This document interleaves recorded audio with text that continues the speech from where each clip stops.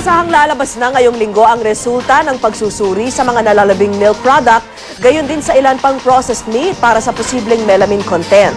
Sa laboratory test ng BIFAD, sa unang batch ng mga delatang karne, 18 mga canned meat product ang nagnegatibo sa melamine. Saksi si Mark Salazar. Ang Bureau of Food and Drugs, hindi pa nga raw sila tapos sa pagsusuri ng milk products na tambakan na naman ang laboratorio nila ng mga dilatang karne na pinasuri rin para sa melamine content. Tuloy, ayon sa BIFAD, nasasakripisyo raw ang tungkulin nilang bantayan din ng ibang produkto gaya ng gamot at cosmetics. Ang aming registered products, 60,000. Ang licensed na establishments namin, 50,000. Ang warm bodies namin, 308. Half of that ang technical. Kulang-kulang 20 pang milk products ang susuriin ng BIFAD, pero dahil sa sumasangang issue ng melamine, inuna na nila ang processed meat. Ang lumabas negatibo sa melamine ang 18 dilatang karne. Ayon sa BIFAD, walang melamine ang Argentina corned beef chunky 190 grams, Changlong pork luncheon meat 170 grams, Great Wall brand premium ham luncheon meat 340 grams, Gulong China well-known mark pork luncheon meat 340 grams, Liberty pork luncheon meat 375 grams.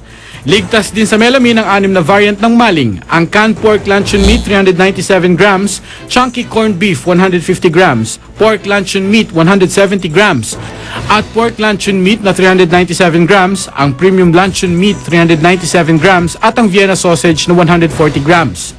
Malinis din sa melamine ang 4 na variant ng Narcissus brand, ang kanilang pork mince with bean paste 185 grams, premium luncheon meat 397 grams, spiced pork cubes 142 grams at stewed pork 397 grams. Zero melamine din ang Pure Foods Chinese style luncheon meat 165 grams, Pure Foods corned beef 210 grams at Shanghai brand Chinese luncheon meat new budget size 165 grams. Kasabay niyan, tiniyak ng BIFAD na walang dapat ikatakot ang publiko sa mga Christmas ham dahil regular naman daw nilang sinusuri ang mga ito. Ako, si Mark Salazar, ang inyong saksi. Samantala, ibinasura ng Korte Suprema ang petisyon ng pamilya Lopez ng ABS-CBN kaugnay sa desisyon ng Ombudsman sa kasong isinampa nila laban kay Roberto Benedicto ng RPN9. Narito po ang report. Tinatigan ng Korte Suprema ang naunang desisyon ng Ombudsman na nagbabasura sa kasong kriminal na isinampa ng pamilya Lopez, may-ari ng ABS-CBN, laban kay Roberto Benedicto. Si Benedicto na dating ambassador sa Japan ay dating principal stockholder ng Canlaon Broadcasting System o KBS na nag-ooperate sa RPN9. Sa petisyon ng mga Lopez, iginit na nagkaroon daw ng grave abuse sa panig ng Ombudsman nang magdesisyon itong walang krimeng ginawa si Benedicto. Nang ilis nito ang gamit at pasilidad ng ABS-CBN matapos ipasara ng gobyerno ang TV station sa pagdedeklara ng martial law noong 1972. Pero ayon sa Korte Suprema, pumayag daw ang mga Lopez na gamitin ng RPN9 ang mga kagamitan at pasilidad ng ABS-CBN kapalit ng buwan ng renta na nakapaloob sa isang letter agreement noong 1973. Bagamat sinasabi ng mga Lopez na hindi kusa ang kanilang pagpayag sa letter agreement, tinukoy ng korte na ilang beses ginamit ng mga Lopez ang letter agreement para makakubra sa estate ni Benedicto. According to the Ombudsman as upheld by the court, the Lopezes impliedly ratified that letter agreement by invoking it several times. First, in negotiating for the amount of the lease rentals, second, in demanding lease rentals, and third, using it as a basis for filing a claim, a money claim against the estate of the late Ambassador Roberto S. Benedicto. Gayunman, wala raw binayarang renta mula 1973 hanggang sa maibalik sa mga Lopez ang ABS-CBN noong 1986. Ayon sa Korte Suprema, pwedeng magsampa ng kasong sibil ang mga Lopez kaugnay nito. Wala pang pahayag ang ABS-CBN kaugnay sa desisyon ng Korte Suprema. Si Benedicto naman, pumanaw na bago pa man makarating sa Korte Suprema ang kaso. Sandra Aguinaldo ang inyong saksi. Dating U.S. Secretary of State Colin Powell, sinuportahan po ang kandidatura ng kakontrapartido na si Barack Obama. Magkapatid na Prince Harry at William nakisali sa isang charity race sa South Africa. Saksihan po ang mga balita mula sa iba't ibang panig ng mundo.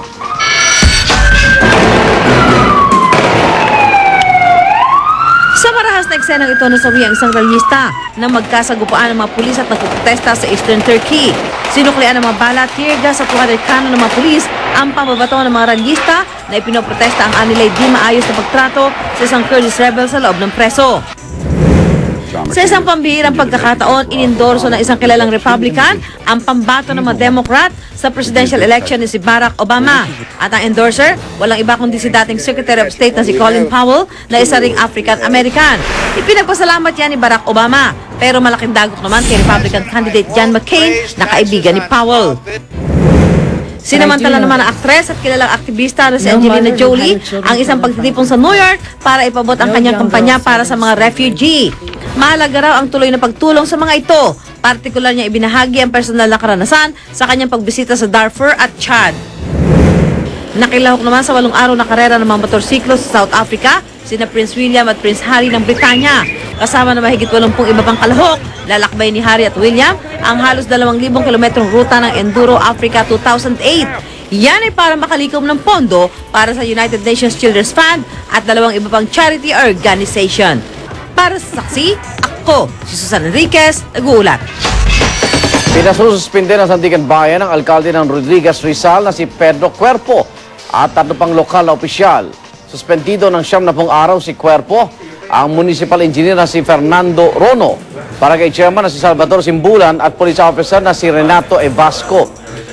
Hiniling ito ng ombudsman dahil lumabag daw sina Cuerpo sa Anti-Graft and Corrupt Practices Act.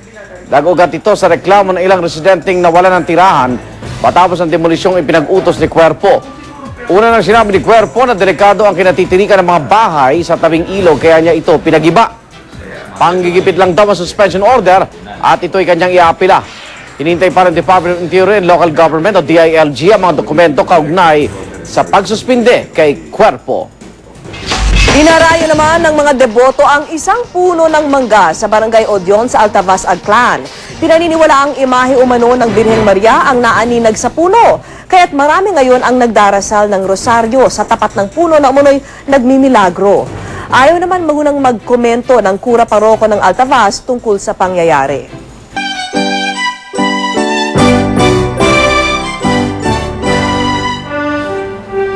Mga igan, 65 araw bago magpasko, maigpit ang tinutukan ng Department of Trade and Industry ang pagbibenta ng mga substandard na Christmas light. Nagbigay na rin ng iwas disgrasya tips ang DTI sa paggamit ng Christmas lights.